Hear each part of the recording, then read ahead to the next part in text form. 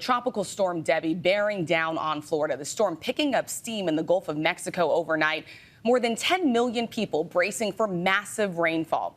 ABC News' Faith Abube is in St. Petersburg, Florida. Good morning to you, Faith. Yeah, good morning to you, Rachel. The storm is still a ways from us here in the Tampa Bay area, but we can feel the winds intensifying and the waves getting larger and smashing into the seawall here.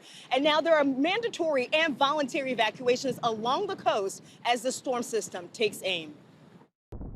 This morning, millions in Florida bracing for impact as a newly formed storm system, Debby, rolls towards the Sunshine State. This video capturing the storm as it moved in on South Florida.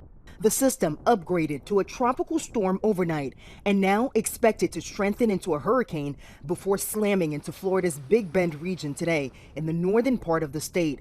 You can prepare as much as you want, and it just kind of depends on what happens. About 10 million people in its path. Debby expected to drop 10 to 20 inches of rain in some areas, bringing fears of life-threatening flash floods and storm surges forecast to potentially be as high as 10 feet. We are hoping that our luck holds out in that with a direct hit. But again, we have to prepare for the worst. Workers in Jacksonville clearing potentially hazardous trees. The storm is expected to drench more than just Florida. Parts of North Carolina, South Carolina, and Georgia also in its path. Georgia's Governor Brian Kemp activating the state's emergency resources ahead of the storm. Back in Florida, we caught up with some residents picking up sandbags to protect their homes. It definitely is nerve-wracking. I feel like our vulnerable point is our front door. I know it won't prevent severe flooding if things get really bad, but at least it's something. And Rachel, the slow-moving speed of the storm system could really do a lot of damage, dumping heavy amounts of rain on areas that really can't handle it.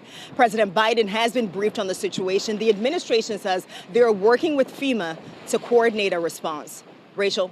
That area in St. Petersburg already starting to feel the impact. Faith Abube, stay safe for us out there. Thank you. And let's get right to our Samara Theodore. Samara, this storm clearly gaining strength. Where is it headed? Directly for the west coast of Florida right now, but also impacting Georgia. More on Georgia in a moment. Tropical storm warnings have been issued from Key West to Tampa. Hurricane warnings now for the Big Bend coast near Cedar Key there. And here's what happens. Water temperatures 4 to 5 degrees above the norm for this time of year. So we're going to see this intensify very quickly to a Cat 1 storm by Monday morning by the time it makes landfall. Look at what happens with this structure here. It's hitting just north of Cedar Key, bringing heavy rain, storm surge, and wind Monday morning. By the afternoon, it drives into the Florida-Georgia coast. And then we hit Savannah and Charleston. This is really interesting. From 7 a.m. Tuesday to 7 p.m. on Tuesday, this storm just sits over the low country. So this could lead to potentially historic flooding, major impacts for both Florida and Georgia and the Carolina coastline. Will? Our thoughts with everyone in its path. Samara, thank you.